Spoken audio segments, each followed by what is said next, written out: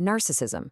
You hear this word thrown around all the time, right? It's the go-to label for an ex or maybe a boss or some celebrity in the news. But what are we really talking about? Today, we're going to dig way past the buzzword and actually unpack the psychology of this super complex trait. We'll go from its ancient roots all the way to what it looks like today.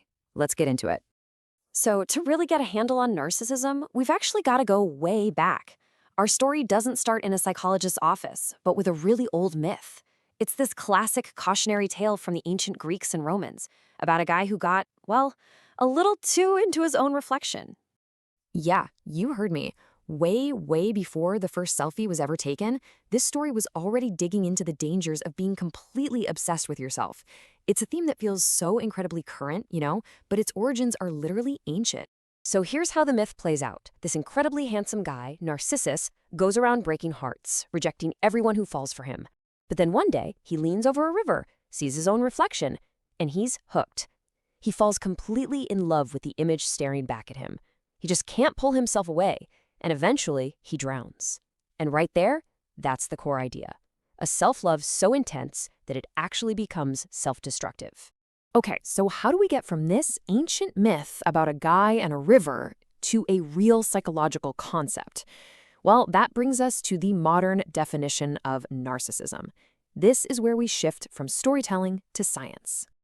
So, in psychology, narcissism is basically this: an inflated, grandiose self-image.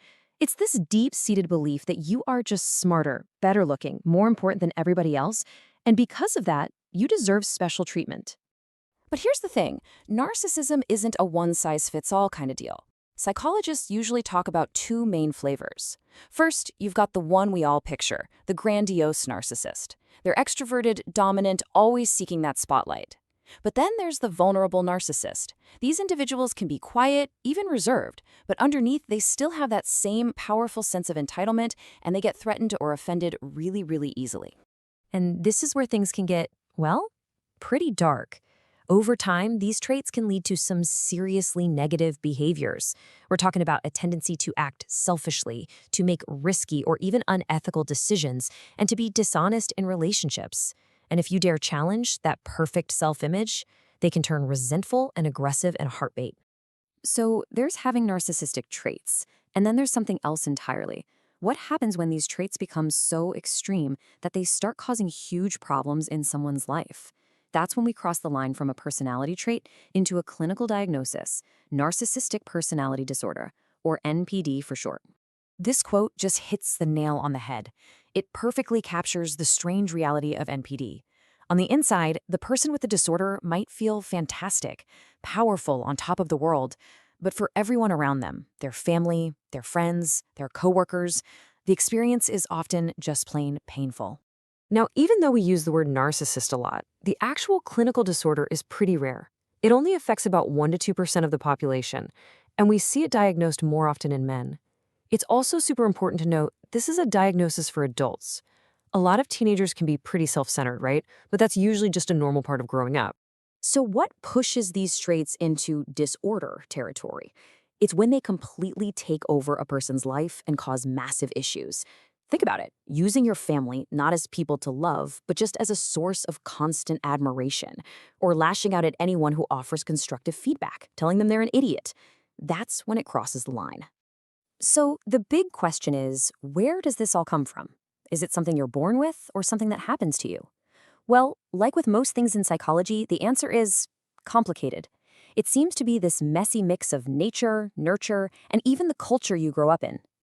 First up, genetics. Studies with twins show there's a pretty strong genetic link, even though we haven't found the specific genes yet. But environment is also a huge piece of the puzzle. For instance, parents who treat their child like they're the most special, perfect being on Earth might accidentally encourage grandiose narcissism. On the flip side, cold and controlling parents can sometimes lead to the vulnerable type. And then there's the wider culture. Societies that really value individuality and self-promotion can be like a greenhouse for these traits to flourish.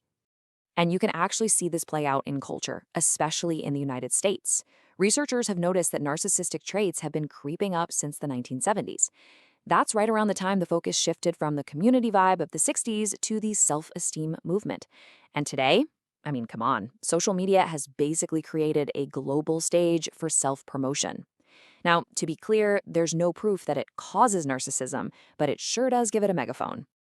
All right, so after all that, the genetics, the parenting, the culture, we land on what's probably the most important question of all. Can a narcissist actually change? Can things get better? Let's just ask it straight up. Is it really possible for someone with these traits so deeply ingrained to genuinely improve how they act and how they treat people? And the answer, maybe surprisingly, is yes. Most psychologists believe it's possible. But, and this is a huge but, it is an incredibly difficult path, and it takes a ton of hard work. So how does someone actually do it? Well, the path to change usually involves things that build genuine self-awareness and empathy. We're talking about things like psychotherapy, making a serious commitment to look honestly at your own behavior, and actively, intentionally practicing compassion for other people. But here's the catch-22. The very thing at the core of narcissism is what makes this work so incredibly hard. The biggest challenge is that it requires unflattering self-reflection, and it's really hard to fix a problem when the problem itself prevents you from even seeing it clearly. And that kind of leaves us with one final thought, doesn't it? We've just talked about how the biggest obstacle for a narcissist is their inability to look at themselves in an unflattering light. So let's put them aside for a second and turn the mirror on ourselves. How willing are we to do the same?